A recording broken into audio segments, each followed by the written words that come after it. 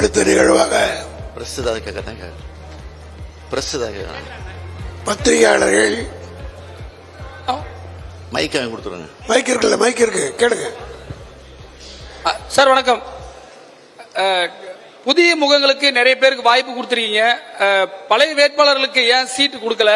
அது மட்டும் மற்றொரு கேள்வி, பிரைம் மினிஸ்டர் அடிக்கடி இங்க வராரு, உங்களுக்கு திமுகவுக்கு காய்ச்சல் வந்துருச்சு அப்படின்ற ஒரு விமர்சனத்தையும் வச்சுட்டு போறாரு. 2 கேள்வி வைக்கிறோம் சார். எங்க பொருளாளர் பாலு அவர்கள் தெளிவா பதில் சொல்லியிருக்காரு, யாருக்கு காய்ச்சல் வந்திருக்குன்னு. அதனால அதிக நான் வளர்க்க விரும்பல. ஆக தோல்வி வந்த காரணத்தினால அடிக்கடி வரக்கூடிய ஒரு சூழ்நிலை அவருக்கு ஏற்பட்டிருக்கு. வரட்டும், வேண்டான்னு சொல்லல. ஆனா இப்போ தேர்தல் நேரத்தில் வரக்கூடிய பாரத பிரதமர்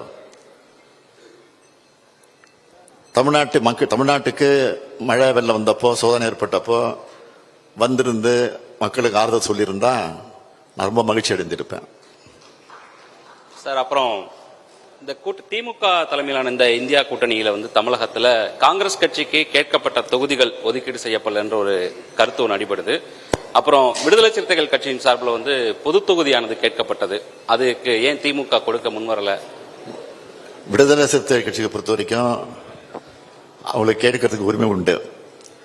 அதனால அதுக்காக ஒரு குழு அமைச்சு அந்த குழுவில் பேசி அதில் விவாதிச்சு அவங்களே திருப்தி அடைஞ்சு அதுக்கு பிறகு அவரே அதுக்கு விளக்கமாக சொல்லிட்டார். அதனால அதுக்கு மேற்கொண்டு பதில் சொல்ல வேண்டிய அவசியம் இல்லை. காங்கிரஸ் கட்சியை பொறுத்த வரைக்கும் அது அகில இந்திய அளவில் இருக்கக்கூடிய கட்சி.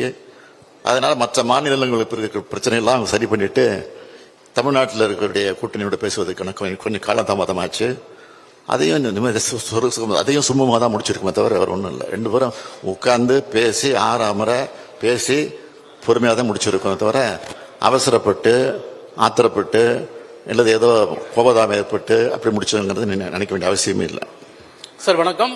பாஜக தமிழகத்தில் தொடர்ச்சியா வளர்ந்து வருதுன்னு ஒரு கட்டமைப்பு உருவாக்கிட்டே வராங்க. அது தொடர்பாக உண்மையாது? நீங்களே உண்மையானு கேட்குறீங்க, அப்புறம் அதுக்கு என்ன பதில் சொல்லணும்?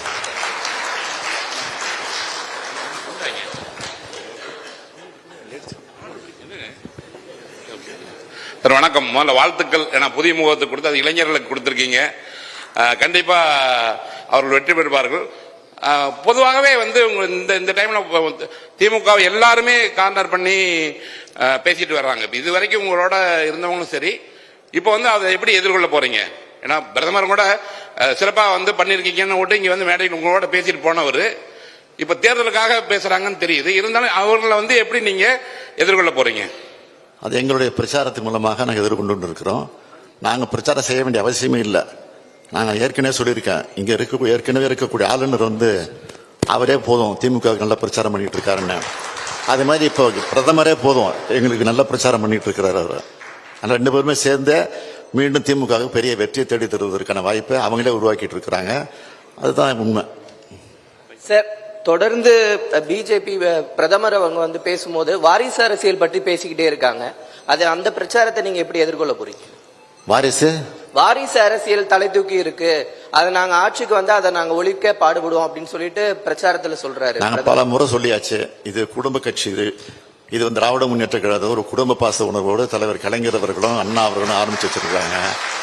அதனால வாரிசின் அடிப்படையில் பதவியெல்லாம் கொடுக்கறது இல்லை, உழைப்பின் அடிப்படையில தான் பொறுப்புகளும் பல பணிகளும் கொடுக்கப்படுவது தவிர வாரிசின் அடிப்படையில் கொடுக்கறது இல்லை.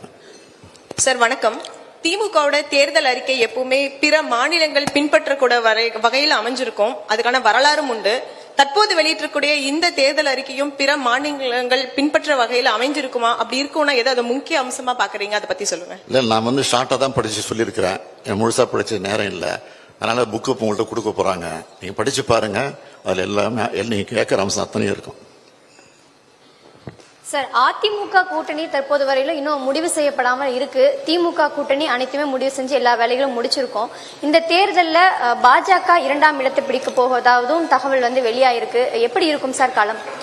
இல்ல, அதிமுக தேர்தல் கூட்டணி முடியாத பொறுப்பு நாங்க இல்ல, அதுக்கு நாங்க காரணம் இல்ல. எங்க கூட்டணி நாங்க முடிச்சிட்டோம். பிஜேபி வளர்ந்துட்டு வருது, அவங்க சொல்லிட்டு இருக்கிறாங்க. தேர்தல் முடிஞ்ச பிறகு தெரியும் யார் வளர்ந்துருக்கிறா, யார் 2ஆம் இடத்துல இருக்கா, யார் 3ஆம் இடத்துல இருக்கிறா, யார் நோட்டை விட குறைவா ஓட்டு வாங்குறாங்கிறது தெரிய போகுது. தேர்தல் முடிஞ்ச பிறகு முடிச்சுக்கலாமா? நன்றி சார். ஒரு கேள்வி சார். சார் நீங்க கொடுத்திருக்க இந்த அறிக்கையில வந்திருக்க பல இன்ஃபர்மேஷன்ஸ் பாக்குறதுக்கு சென்ட்ரல் கவர்மெண்டோடைய ஸ்கீம்ஸ் மாதிரி இருக்குது. சோ இது வந்து இண்டி பிளாக் ஒர்க்கு மொத்தமா சேர்த்து நீங்க கொடுத்திருக்கீங்களா இல்ல திமுக கொடுத்திருக்கீங்களா சார்? ஆமா, எங்க கூட்டணி தானே வரப்போகுது மேல, அந்த தைரியத்தை தான் கொடுத்திருக்கிறோம். நன்றி நன்றி சார். சார் உங்கள் மனசுபடி பிரதமர் வேட்பாளர் யாரை நீங்க முன்னிறுத்தீங்க? உங்க மனசுபடி இந்தியாவினுடைய வேட்பாளர், இந்தியா கூட்டணி சார்